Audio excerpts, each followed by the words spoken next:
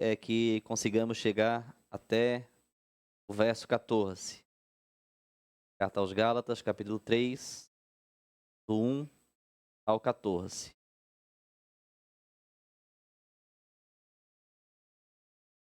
Assim a palavra de Deus. Ó insensatos Gálatas, quem vos enfeitiçou a fim de que não obedecessem à verdade?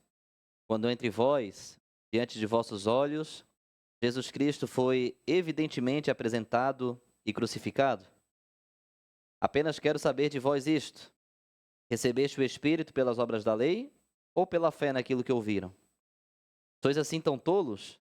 Depois de terdes começado pelo Espírito, quereis agora ser aperfeiçoados pela carne? Padecestes tantas coisas em vão? Se é que foi em vão. Aquele que vos ministra o Espírito e realiza milagres entre vós, o faz pelas obras da lei ou pela fé naquilo que ouviram? Assim como Abraão creu em Deus, isso lhe foi creditado por justiça. Sabei, pois, que aqueles que são da fé são chamados filhos de Abraão. Prevendo a Escritura que Deus justificaria os gentios pela fé, pregou o Evangelho a Abraão, dizendo: em ti todas as nações serão abençoadas. De modo que aqueles que são da fé são abençoados com o fiel Abraão. Porque todos quantos são das obras da lei estão sob a maldição. Pois está escrito: maldito é todo aquele que não observa todas as coisas escritas no livro da lei para cumpri-las. Que nenhum homem é justificado pela lei perante Deus, isto é evidente, porque o justo viverá pela fé. E a lei não é da fé, mas o homem que fizer essas coisas deverá viver nelas. Cristo nos resgatou da maldição da lei, fazendo-se por nós maldição, porque está escrito: maldito é todo aquele que for pendurado no madeiro. Para que a bênção de Abraão pudesse vir sobre os gentios por meio de Jesus Cristo, para que possamos receber a promessa do Espírito através da fé. Até aí, um breve resumo da aula passada, para que a gente possa, então, entrar no contexto de que Paulo está falando aqui. Paulo encerra o capítulo 2 rebatendo uma crítica dos falsos mestres que estavam infiltrados na igreja aos Gálatas, dizendo que o teor da sua pregação, e nós já sabemos que o teor da pregação de Paulo à região da Galácia era que a salvação ela era somente pela fé, através da graça, por meio de Jesus Cristo, e essa pregação ela anulava a necessidade de qualquer outro legalismo imposto pelos religiosos da época. Nós já sabemos que os falsos mestres estavam impondo sobre aos Gálatas, no mínimo, 3 leis que deveriam continuar sendo observadas, mesmo entendendo que estariam sendo salvos pela graça. Que são elas, vamos ver se os irmãos lembram: circuncisão, dieta alimentar e calendário judaico. Então a grande questão é, os falsos mestres eles chegam nas igrejas fundadas por Paulo na região da Galácia e dizem assim: tudo bem, nós vamos aceitar a mensagem de Paulo de que a salvação é pela fé, que a salvação é pela graça. Porém, eles diziam à igreja: se vocês não cumprirem ao menos esses 3 aspectos da lei, vocês não poderão ser salvos. Então, o que Paulo está tentando fazer em toda a carta aos Gálatas é rebater essa afronta que os falsos mestres estão fazendo. E agora, no capítulo 3, começa a principal explicação teológica da carta. Então, nós chegamos aqui no coração da carta. Nós chegamos no âmago do assunto. Aquilo que Paulo, de fato, queria explicar aos Gálatas, ele vai começar a fazer a partir do capítulo 3. Eu considero, a partir de agora, um dos assuntos mais complexos de entendermos. Então, por isso que eu vou ir devagarzinho, para que a gente possa ir esmiuçando e para que a gente possa ir entendendo. Porque Paulo vai fazer um paralelo da lei, do lugar da lei, do objetivo da lei, desde Abraão até Jesus Cristo. Então ele vai colocar cada coisa no seu lugar. Só que ele faz isso de forma muito resumida e de forma muito objetiva. Então, assim, cada versículo é muito importante para a gente. Então, preciso realmente da atenção dos irmãos a partir desse momento para que a gente possa entender o que Paulo quis dizer aqui. Amém? Sobre o contexto da carta, estamos entendidos. Já sabemos por que Paulo escreveu e todos nós então já vamos saber por que ele está falando o que ele vai falar aqui no capítulo 3. Amém? Então vejamos que Paulo agora, ele sai daquela argumentação contra falsos mestres e retoma a palavra aos Gálatas. Tanto que ele inicia o capítulo 3 dizendo: ó insensatos Gálatas. Então ele atribui um adjetivo, insensatos, e aqui ele está dizendo, o insensatos aqui no original é tolo, sem inteligência ou louco. Então, tem outras traduções que vão ser mais ou menos essas as expressões que os irmãos vão encontrar. Então, Paulo está querendo dizer isso mesmo. Ó Gálatas sem inteligência. Ó Gálatas tolos. Mais para frente ele usa a mesma palavra e a tradução utiliza a palavra tolo. Estou rindo porque às vezes vocês acham que a nossa pregação é pesada, né? Obrigado, irmão. É porque o seu Manuel está gravando lá, eu precisava dessa palavra aí, só não queria deixar registrada, mas é isso mesmo. É nesse sentido, desmiolados, tá? Era nesse sentido que essa palavra era utilizada naquela época. Por quê? Porque Paulo está abismado da maneira como os Gálatas saíram do evangelho que ele tinha pregado para um outro evangelho. Nós já discutimos isso em outras aulas, né? Para outro evangelho que não é outro, e a gente já estudou esse jogo de palavras tempo atrás. Paulo aqui então retoma essa surpresa que ele tinha com relação a eles e diz assim: ó insensatos Gálatas, quem vos enfeitiçou? Quem vos encantou? Em outras traduções. Quem vos subornou? Em outras palavras, quem vos enganou? Como? Paulo está abismado. Como vocês se deixaram ser enganados? Vocês são tão inteligentes assim que se deixaram ser iludidos tão brevemente? É isso que Paulo está querendo dizer aqui. A fim de que não obedecessem à verdade quando entre vós, e ele começa a dizer, entre vós, diante dos vossos olhos, Jesus Cristo foi evidentemente apresentado e crucificado. Paulo está dizendo para ele o seguinte: olha, eu fui aí, apresentei a vocês Jesus Cristo, apresentei Jesus Cristo crucificado, vocês foram convertidos pelo poder da verdade, pelo poder da palavra, pelo poder do evangelho, ouvindo falar de Jesus Cristo, e agora vocês foram enfeitiçados. E agora vocês foram enganados. Será que vocês podem ser tão sem inteligência assim? É isso que Paulo está dizendo aqui. Tanto que agora ele vai começar com algumas perguntas retóricas. E o objetivo de uma pergunta retórica em uma pregação não é que a igreja responda ao pregador, porque o pregador já sabe a resposta, por isso ela é retórica. Mas é levar a igreja à reflexão daquilo que o pregador quer que a igreja entenda. Porque às vezes, se nós apenas utilizamos a afirmação, as pessoas não entendem. Se a gente utiliza uma negação, as pessoas até entendem um pouquinho. Se a gente começa a fazer um paralelo.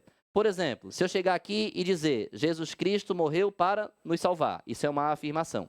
Isso passa batido. Se eu disser assim, Jesus Cristo não morreu por outro objetivo a não ser nos salvar. Falei a mesma coisa, mas agora eu não estou afirmando. Estou utilizando uma negação para afirmar aquilo que eu estou dizendo. Na oratória, isso chama mais a atenção do público, tá? Porque nós tendemos a prestar muito mais atenção no não do que no sim.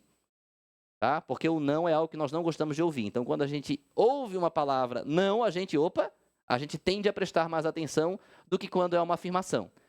E quando utiliza-se, então, uma pergunta retórica, que o objetivo aqui não é falar sobre pregação e nem sobre oratória, né? Mas só para que os irmãos entendam que Paulo sabia muito bem utilizar essas expressões, utiliza-se de perguntas retóricas. Por quê? Porque quando fazemos uma pergunta retórica, e aqui eu vou aproveitar para falar com os irmãos que pregam ou que desejam pregar. Se você faz uma pergunta, dê tempo para que a igreja responda para ela mesma. Porque imagina se Paulo diz assim: apenas quero saber de vós isso. Recebeste o Espírito pelas obras da lei ou pela fé naquilo que ouviram? Sois assim tão tolos? Olha, não deu nem tempo de responder a primeira pergunta. Ninguém consegue refletir tão rápido. Agora percebam, se eu disser assim: apenas quero saber de vós isto. Recebeste o Espírito pelas obras da lei ou pela fé naquilo que ouviram? Esse silêncio já faz a pergunta começar a ecoar na nossa cabeça, não é? E é esse o objetivo de uma pergunta retórica. É isso que Paulo quer que aconteça com a sua audiência. Ele quer que eles leiam essa pergunta e comecem a refletir. Como quem diz assim, Paulo veio aqui, pregou a verdade, que foi o que ele falou no verso anterior. Paulo veio aqui e pregou sobre Jesus Cristo crucificado. Nós aceitamos o evangelho e nós entendemos a salvação por aquilo que Paulo pregou. Então, primeiro versículo. Agora, o que Paulo está querendo dizer é, quando nós aceitamos o evangelho pela primeira vez, foi pela lei ou foi pela fé em Jesus Cristo? Porque é isso que Paulo está perguntando aqui. É isso que Paulo quer que eles reflitam. Por quê? Porque Paulo está considerando eles insensatos, como pessoas esquecidas, como pessoas sem inteligência, como pessoas que esqueceram qual foi o teor da salvação delas. Então, Paulo agora está tentando fazer elas retornarem lá no princípio. Como quem diz assim, vocês foram salvos pelo quê? Não foi pela verdade da palavra? Não foi por Jesus Cristo crucificado? Não foi por aquilo que foi pregado a vocês? Aí, certamente, a resposta deles teria que ser sim, porque quem fundou a igreja foi Paulo e ele sabia o teor da pregação que ele tinha efetuado naquele lugar. Então, se a resposta foi sim, ele vai perguntar, sois assim tão tolos? Agora ele usa a mesma expressão. Depois de terdes começado pelo Espírito, quereis agora ser aperfeiçoados pela carne? O que Paulo está dizendo? Como que vocês podem ser tão tolos? Ouviram a palavra, o Espírito trabalhou em vocês, vocês aceitaram a pregação, aceitaram a salvação pela fé, foram salvos, e agora que estão na condição de salvos, vocês querem aperfeiçoar a salvação de vocês através das obras? É isso que Paulo está querendo levar eles a refletir aqui. Serem aperfeiçoados pela carne, porque a obra está relacionada ao fazer, e o fazer está relacionado à carne. Aquilo que nós podemos fazer, aquilo que nós somos capazes de fazer. Esse versículo aqui, irmãos, e talvez isso pasme algum, mas anula qualquer tipo de evidência de manutenção ou processo de salvação. A salvação é um ato, não é um processo. A salvação é crer em Jesus Cristo, pela fé, é pela graça, é dada por Ele. É um ato, não é um processo. Tá? Nada que eu e você possamos fazer contribui para a salvação, porque a salvação ela nos foi confirmada por Jesus Cristo na cruz do Calvário. Amém? Não tem como a gente acrescentar nada a isso. Não tem como eu e você melhorar o sacrifício de Jesus na cruz. Não tem como eu e você acrescentarmos algo porque talvez Jesus Cristo não tenha feito ou não tenha falado. Não existe essa possibilidade. A cruz é suficiente para a nossa salvação. Então a salvação não é um processo, a salvação é um ato.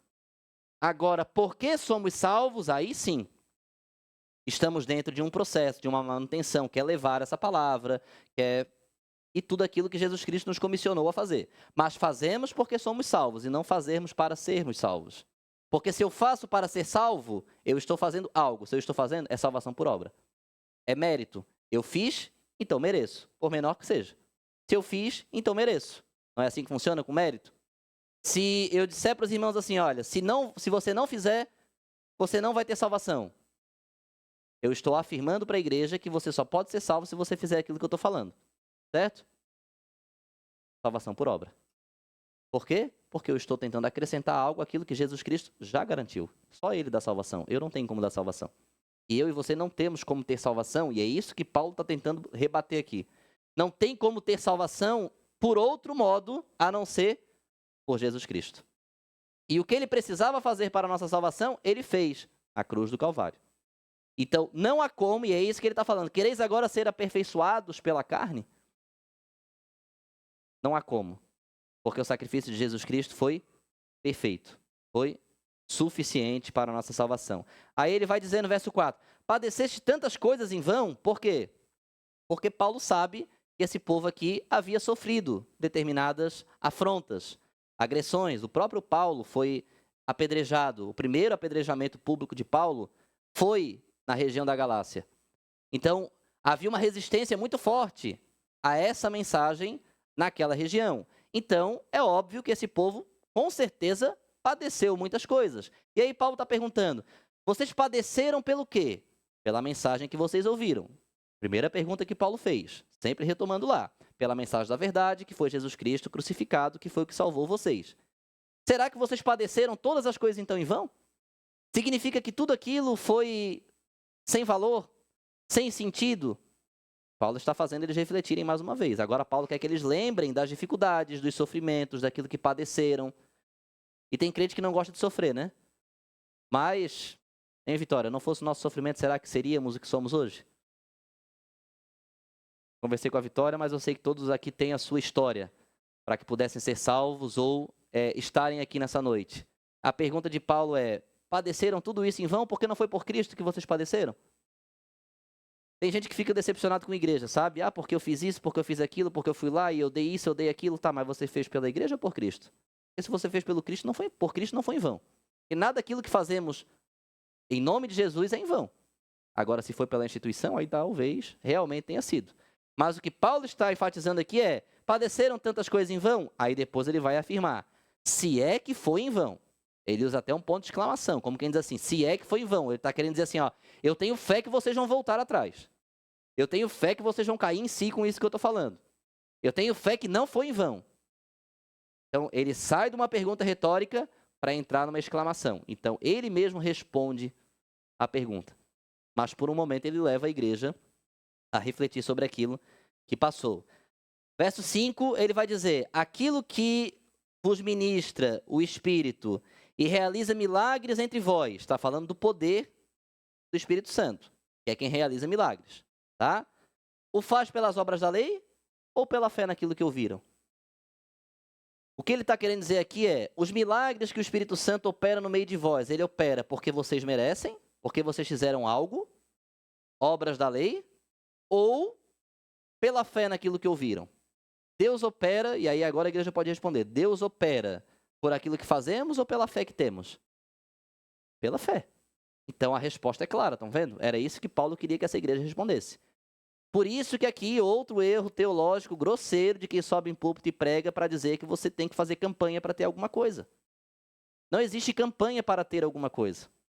Não há como você fazer nada para que Deus opere o que ele tem que fazer. Você tem que ter fé. Porque Deus opera através da fé e não da nossa obra. Você, qual é a vantagem da campanha? E eu apoio, tá? Ser amigo de Deus, se aproximar de Deus, ser mais íntimo de Deus, faça campanha para isso. Para ser mais cheio do poder de Deus, para ser cheio da unção de Deus, para ser cheio da verdade de Deus, para ser um servo melhor, para ser um pai melhor, uma mãe melhor. Agora, campanha para trocar de carro, campanha para trocar de casa, campanha para trocar de emprego, campanha. Tudo aquilo que temos, precisamos crer que é pela fé. Os irmãos estão entendendo? Concordam que esses falsos mestres existem até hoje? Mas não é mais fácil pregar assim? É difícil explicar o outro lado, tá?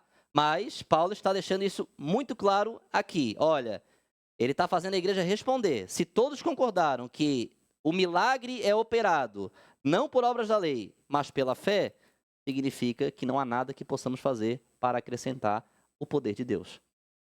Então, nem a salvação, nem o poder. Tudo vem de Deus. Através do quê? Graça. Deus te deu um emprego melhor? É graça. Deus te deu um carro melhor? É graça. Deus te deu uma casa melhor? É graça. Deus te deu mais paciência para tratar com seu esposo, com a sua esposa, com seu filho, com a sua filha? É graça. Tudo que Deus nos concede é fruto da graça, porque nós nunca merecemos. Então não é porque fazemos ou deixamos de fazer, é pela graça. Sempre vai ser pela graça. Só que essa palavra é difícil, sabe, Líria? Porque ela impede daí que eu chegue aqui na frente e diga: se vocês não derem dízimo, se vocês não derem oferta, vocês não serão abençoados. Porque quando eu digo isso, eu estou relacionando uma coisa com a outra. Eu estou dizendo, então, que dá para receber. E se você está fazendo algo para receber, é obra da lei. E se a obra da lei anulou a graça? Então, tudo é graça. Sempre é pela graça. Não existe outra maneira de recebermos nada de Deus a não ser pela graça. O que deveríamos receber pelo nosso mérito de Deus era a morte. É a única coisa que nós merecíamos, de fato, e que nós temos mérito diante de Deus para receber. Morte. Todos pecaram e destituídos estão da glória de Deus. Pronto. Se não recebemos isso e estamos recebendo outra coisa, é graça. Tá? Seguindo.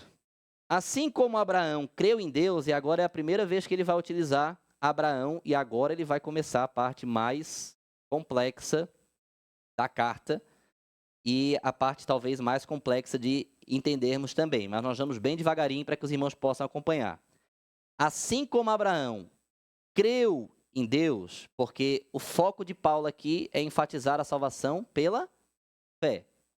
Então ele precisa utilizar sempre o ato de crer, porque crer é um ato de fé.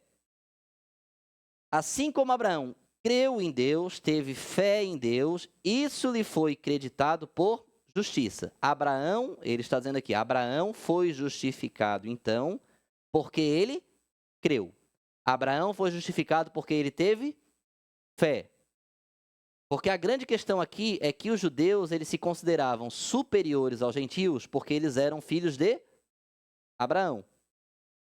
Dentro de uma questão, dentro de um cristianismo onde o pai da fé é o pai biológico daquela nação, fez com que eles se tornassem arrogantes ao ponto de se acharem superiores a todas as demais gentes, que inclusive eles chamam de gentios. Qualquer povo que não seja o meu é qualquer outra coisa, menos meu povo. Então não foi as nações que isolaram os judeus, mas os judeus que se isolaram das nações, em função da sua própria arrogância de julgar ser filhos de Abraão. O Evangelho vai falar disso o tempo inteiro, tá? Inclusive tem uma passagem que fala que até mesmo das pedras Deus pode suscitar filhos a Abraão, tá? Então, o que Paulo está fazendo aqui é, já que o debate é judeus e gentios, vamos pegar lá agora na origem da coisa. Vamos voltar lá em Abraão, porque o debate aqui era lei mosaica versus salvação pela fé. Esse era o embate aqui, era versus mesmo, tá? Salvação pela lei mosaica versus salvação pela fé. Aí agora o que Paulo está dizendo? Mas espera aí, nós temos que acrescentar outra coisa a essa discussão. Nós temos que falar de Abraão. Por quê? Na aula que vem nós vamos ver, mas eu vou ter que antecipar um pouquinho aqui. A lei mosaica veio 430 anos depois de Abraão. Como é que o homem era salvo então antes disso? Como é que Abraão foi salvo? Como é que Isaac foi salvo? Como é que Jacó foi salvo? Como é que a geração do deserto foi salva se não tinha lei? Se a lei foi dada só 430 anos depois. Então Paulo está dizendo, ó, já que os falsos mestres estão querendo entrar no debate, então vamos entrar certo. Porque só discutir lei mosaica versus salvação pela fé, não dá. Traz então Abraão para dentro do contexto. E ele já começa dizendo, ó, já que é para falar de Abraão, como é que Abraão foi salvo? É uma afirmação que faz uma outra pergunta retórica, que nós já respondemos aqui. Foi salvo pela fé. Por quê? Porque ele creu em Deus e isso lhe foi creditado como justiça. O motivo pelo qual Abraão foi justificado foi porque ele creu em Deus. Logo, Abraão foi salvo pela fé. Conseguiram entender? Posso seguir? Então vamos lá. Sabei, pois, que aqueles que são da fé são chamados filhos de Abraão. Então percebam, Paulo aqui já não está dizendo agora que aqueles que são descendentes biológicos de Abraão são seus filhos, mas aqueles que são da fé. E aqui então não tem mais gentio nem judeu. Aqui agora é todo aquele que tem fé. Então, o que Paulo está querendo dizer é, Abraão foi salvo por meio da fé, e aqueles que são da fé são filhos de Abraão. Paulo acaba de colocar no chão, acaba de fazer cair por terra o argumento dos judeus de que eles eram superiores porque eles eram filhos de Abraão. Paulo está dizendo, na verdade, vocês são filhos biológicos de Abraão, mas perante Deus, os filhos de Abraão são os da fé. Então, aqui já colocou todos debaixo de um mesmo nível. E agora ele vai começar a dizer, prevendo a Escritura que Deus justificaria os gentios pela fé, pregou o Evangelho a Abraão, dizendo, em ti todas as nações serão abençoadas, ou em ti serão benditas todas as famílias da terra. Percebam, quando Deus falou isso aqui para Abraão, Abraão ainda não tinha nenhum filho, certo? Se todos os judeus são descendentes de Abraão e Abraão ainda não tinha filho, significa que ainda não existia judeu. O que Paulo está dizendo aqui é que antes que existisse judeu, Deus já havia predito a salvação pela fé, e esse vínculo a descendência de Abraão não pelo sangue, mas pela fé. Porque é o que ele fala aqui, olha, Deus pregou o evangelho a Abraão antes do milagre, antes do primeiro filho, antes de ele ter descendência, antes de existir judeu. Deus olhou para Abraão e falou: em ti serão benditas todas as famílias da terra. Em ti serão benditas todas as nações. Então a promessa que Deus faz para Abraão não é para um povo específico, mas é para todos. A palavra é clara, todos. Todas as nações. Inclui todos. Não tem divisão nem de um nem de outro. Lembrando que Paulo está aqui debatendo essa questão de judeu, não judeu, fé versus lei. Os irmãos estão entendendo até aqui? Amém? De modo que aqueles que são da fé são abençoados com o fiel Abraão. Paulo está dizendo aqui o seguinte: Abraão foi salvo pelo quê? Vamos retomar aqui?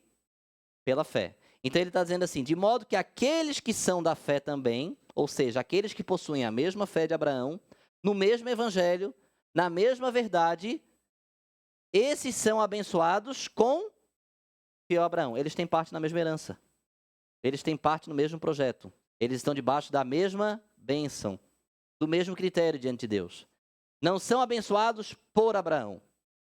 Não são abençoados pelo Abraão, mas são abençoados com Abraão. Por quê? Porque eu e você compartilhamos da mesma salvação a qual Abraão foi salvo. Eu e você compartilhamos da mesma salvação com a qual Isaac foi salvo, com a qual Jacó foi salvo, porque a salvação sempre foi pela graça. Sempre foi um ato de graça. E o mais interessante é que aqui vai dizer no verso que foi pregado o evangelho a Abraão. Ora, mas o evangelho não foi escrito só depois de Jesus Cristo? Como assim foi pregado o evangelho? Foi pregada a boa nova, foi pregada a verdade da boa nova. E Jesus Cristo seria essa boa nova. Então aqui a grande questão para entendermos salvação Antigo Testamento, salvação Novo Testamento é: todos do Antigo Testamento, incluindo Abraão, ou começando por ele, foram salvos na expectativa de um Messias que haveria de vir. Então eles precisavam ter fé. Fé no quê? Que o Messias viria. Eles nunca conheceram pessoalmente Jesus Cristo, a não ser aqueles que viveram no período da transição do ministério de Jesus. Mas do Antigo Testamento, nenhum deles, Abraão não conheceu pessoalmente Jesus Cristo. Então ele precisou crer. E o texto já falou que ele creu. Então Abraão foi salvo pelo quê? Pela fé. No quê? No Messias que haveria de vir. Eu e você vimos Jesus Cristo pessoalmente? Mas nós vamos ser salvos pelo quê? No Messias que já veio. Continua sendo pelo mesmo Messias e pela mesma fé de Abraão. Porque a mesma fé que Abraão precisou ter para acreditar que viria um Messias, difícil. Olhar para o futuro e acreditar que viria um Messias. Concorda comigo? Não é difícil olhar para trás e acreditar que o Messias veio? É só pela fé. Para dar a vida por um Messias que veio e que eu e você não conhecemos pessoalmente, é só pela fé. Para estar aqui hoje, sendo que podíamos estar em tantos lugares, é só pela fé. Então, é a mesma fé em períodos diferentes. Lá em Abraão, haveria de vir. Nos nossos tempos, já veio. Mas a fé é a mesma que nos une e que nos faz ser filhos de Abraão. E nos faz herdeiros com Abraão. Ou seja, da mesma salvação que Abraão obteve. Então percebam que Paulo está deixando claro que a lei nem existia no tempo de Abraão, ela sempre foi incapaz de salvar. Porque Abraão não tinha como seguir lei, porque a lei nem existia. E a lei foi dada aos judeus, e os judeus também nem existiam. Amém? Entendemos até aqui? Estamos juntos na mesma página histórica aqui? Então, vou seguir. Porque todos, verso 10, porque todos quantos são das obras da lei estão sobre maldição. Porque está escrito: maldito é todo aquele que não observa todas as coisas escritas no livro da lei para cumpri-las. Pergunto a vocês: é possível cumprir tudo aquilo que está no livro da lei? Logo todos são então? Quem não cumprisse tudo que está no livro era o quê? Paulo está dizendo no verso 10. Maldito. Certo? Ó, vamos ver. Todos quantos são da obra da lei estão sobre a maldição. Por que está sobre maldição? Paulo vai explicar. Por que aqueles que estão sobre a lei estão sobre maldição? Porque a própria lei escreve que maldito é todo aquele que não observa todas as leis escritas no livro para cumpri-la. E Paulo está dizendo aqui, é impossível para nós cumprirmos toda a lei. Se a lei prevê, se a sentença da lei é não cumpriu é maldito, e se eu e você concordamos que jamais poderemos cumpri-la, significa que somos? Eu consegui entender a lógica? Então, posso seguir. Aí ele vai dizer no verso 11, ele mesmo vai afirmar, olha, nenhum homem é justificado pela lei perante Deus. Isso é evidente. Por quê? Porque ele acabou de falar no verso 10 que todos eram malditos. Por quê? Porque todos eram incapazes de cumprir toda a lei. Só um conseguiu cumprir toda a lei. Jesus Cristo. Depois, antes dele e depois dele, mais nenhum. Tá? Então são todos malditos. Então ele afirma, olha, nenhum homem é justificado pela lei perante Deus. Gente, eu não sei como é que até hoje tem debate sobre isso ainda. Uma coisa tão explícita, tão clara, não tem como ter dúvida disso aqui. Nenhum homem é justificado pela lei. Sem justificação, não tem salvação. Não, uma coisa tá. Então não tem o que negociarmos perante Deus com relação à obra de lei. Por quê? Porque ela é incapaz de salvar. Por quê? Porque a própria palavra está dizendo que nenhum homem é justificado pela lei. E ele ainda diz, isso é evidente.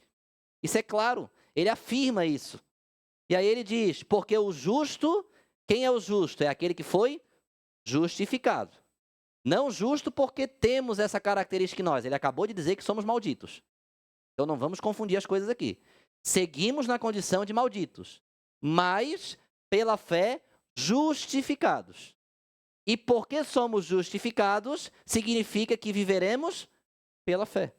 Porque se eu cair da fé, eu volto para a condição de maldito, porque eu perco a justificação. A justificação é aquilo que me torna justo diante de Deus, não por essência, mas por absolvição. Conseguiram entender? O ser justo diante de Deus não é por essência, a nossa essência é maldita, ele acabou de dizer isso. Ela é por absolvição, significa que outro nos justificou, outro nos absolveu. Então essa é a diferença teológica das coisas. Amém? E a lei não é da fé.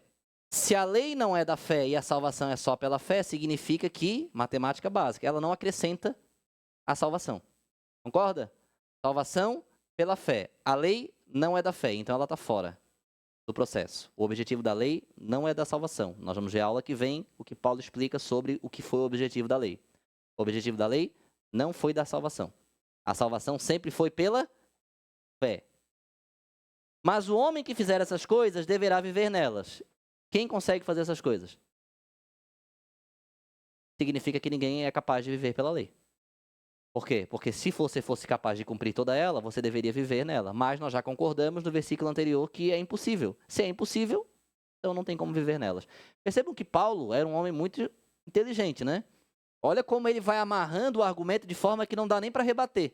Eu só estou lendo com calma e explicando para os irmãos, se vocês perceberem. Porque a aula Paulo já deu. É só seguir o que está aqui, sem inventar, que você percebe que ele mesmo amarra o argumento de uma forma que não tem como quebrar. Tá? Lógico, inspirado pelo Espírito Santo de Deus, com toda certeza. Agora ele vai falar de Cristo. Olha, Cristo nos resgatou da maldição da lei. A nossa natureza era, então, maldita. Certo? Então, Cristo nos resgatou. Cristo nos salvou. Resgate, salvação estão associados. Eu estava numa condição maldita. Eu fui salvo. Eu fui resgatado. Eu fui tirado daquela condição. Quem fez isso? Cristo. Tá? E aí ele vai dizer, fazendo-se por nós, aqui então ele vai dizer como ele obteve a nossa absolvição. Porque lembra que eu falei que nós não somos justos por essência e sim por absolvição? Aqui então Paulo está explicando como foi essa absolvição. Essa absolvição se teve por quê? Porque Cristo nos resgatou, nos salvou, fazendo-se por nós maldição. Isso é justificação. Ele assume o nosso lugar para nos justificar, para nos absolver. Amém? Aí ele vai dizer, porque está escrito. Ó, ele volta para a lei, ele volta porque está escrito. Maldito é todo aquele que for pendurado no madeiro. Em outras traduções mais modernas, na cruz. Então, Jesus Cristo garantiu a nossa absolvição, porque ele levou sobre ele a nossa maldição e se colocou na posição do maldito. Que maldito é todo aquele que for pendurado no madeiro. E Jesus Cristo se deixou ser pendurado no madeiro, na cruz. Então, Jesus Cristo garante a nossa absolvição, assumindo o nosso lugar. Primeiro ponto, assumiu o nosso lugar, fazendo-se por nós. Ó, é uma troca de lugar. Ele fez-se por nós. Tá? Segundo, ele levou o castigo por nós. Porque ele foi posto no lugar que era dos malditos, nosso. Que era no madeiro. Então são duas coisas. Jesus Cristo, para nos absolver, primeiro, fez-se maldito por nós, que era a nossa primeira condição. Segundo, permitiu-se ser pendurado no madeiro, que era o destino dos malditos. Meu destino e o seu era a cruz. Mas porque ele fez-se maldição por nós, automaticamente, para satisfazer o juízo de Deus e então nos justificar, ele também assumiu o lugar da nossa sentença. Ele não apenas assume o nosso lugar na culpa, mas ele assume o nosso lugar na sentença. Era como se tivesse um réu e, por um momento, eu amasse muito essa pessoa que está ali naquele banco dos réus e eu assumisse a culpa por ela. E eu fosse levando aquilo até o dia da sentença. Quando chegasse o dia da sentença, o juiz iria olhar e ia dizer assim, ó, condenado à morte. E morte de cruz. Aí eu olharia para mim, olharia para as pessoas que eu amo e dizia, assumir a culpa por ti até assumo. Agora a cruz no teu lugar eu não vou aceitar. Jesus Cristo poderia ter voltado atrás, concorda? Ele não precisaria apenas ter se feito maldito por nós. Ele poderia ter aberto mão do destino, da sentença. Mas Jesus Cristo foi até o fim como um juiz que olhasse e dissesse, a sua pena é a morte de cruz. E ele baixasse a cabeça e dissesse, amém, eu vou aceitar. Então, ele morreu, certo? Significa então que tanto a culpa quanto a sentença foram cumpridas, foram executadas. E o juízo de Deus foi satisfeito. Porque era isso que Deus esperava, que o maldito fosse punido. E o maldito foi punido. Porém, não o que deveria, e sim o inocente. Mas o juízo foi cumprido. E por isso, então, Jesus Cristo nos justificou. Por isso, então, ele tomou o nosso lugar. Porque ele foi até o fim. E por isso, então, ele satisfez o desígnio do Pai. O desejo do Pai por justiça foi satisfeito quando Jesus aceita receber não só a culpa, mas também a pena, mas também a sentença por mim e por você. Estão entendendo o que Jesus Cristo fez por nós? Por isso que às vezes a gente fala que a gente precisa de uma geração que seja apaixonada por Cristo, é porque ninguém vai morrer por você, meu irmão. Ninguém vai fazer o que Jesus Cristo fez por mim e por você. Por isso que às vezes a gente olha as pessoas meio inércias na igreja, né, vivendo uma vida espiritual mediana, sem querer se envolver, meu irmão. Não adianta só aceitar Jesus Cristo, segui-lo, é preciso ser igual a Ele, é preciso desejá-lo, é preciso amá-lo, é preciso... A igreja precisa almejar isso, porque Ele foi até o fim. E nós precisamos também desejar ir até o fim. Então agora, quando nós pregarmos aqui na frente que Ele satisfez o desejo do Pai, os irmãos já entenderam. Amém? Que às vezes a gente fala muito rápido durante a pregação, né? E talvez isso fique umas interrogações na mente do povo. Então, hoje você já entendeu por que Jesus Cristo satisfez o desejo do Pai. Porque ele não só tomou o lugar do maldito, mas como ele também levou o juízo que cabia ao maldito sobre ele. Ele se fez maldito por mim e por você em duas etapas, na culpa e na sentença. Amém? Verso 14, então, para encerrar. Por que ele fez isso? E eu acho extraordinário a forma como Paulo escreve, porque não dá nem, para quê? Por que tudo isso? Para quê? Ele mesmo explica, tá? Para que a bênção de Abraão pudesse vir sobre os gentios, por meio de Jesus Cristo, para que possamos receber a promessa do Espírito através da fé. Por que Jesus Cristo precisou então aceitar o meu e o seu lugar como maldito? Para que a bênção de Abraão, prometida lá atrás, quando ele falou de Abraão, versos 8 e 9, lá quando ele diz que Abraão creu em Deus, isso foi acreditado como justiça, a Escritura preveu que Deus justificaria os gentios pela fé. A Escritura preveu, certo? Aqui ele explica como foi essa justificação pela fé. Foi com Jesus Cristo assumindo o lugar do maldito e levando a culpa sobre ele. Então, Jesus faz isso para que a bênção de Abraão. Perceba que quem está prometendo bênção nova aí fora está mentindo. Porque a bênção do crente é a mesma prometida a Abraão. E é a salvação. É isso que ele nos prometeu, a salvação. Passou disso, é papo.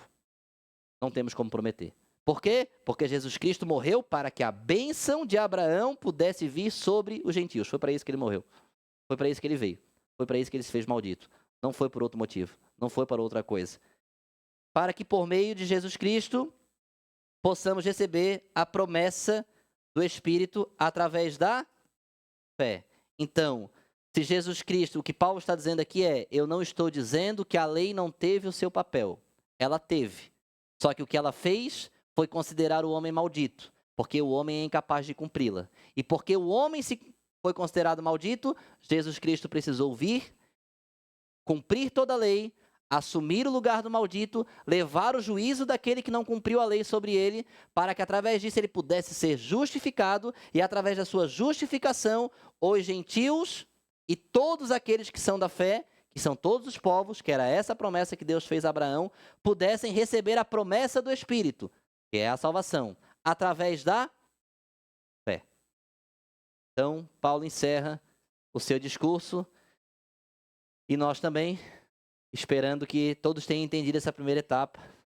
Foi cansativo porque tem que ser devagarzinho, mas aula que vem, então, a gente vai falar especificamente, ver como Paulo escreveu o objetivo de fato da lei.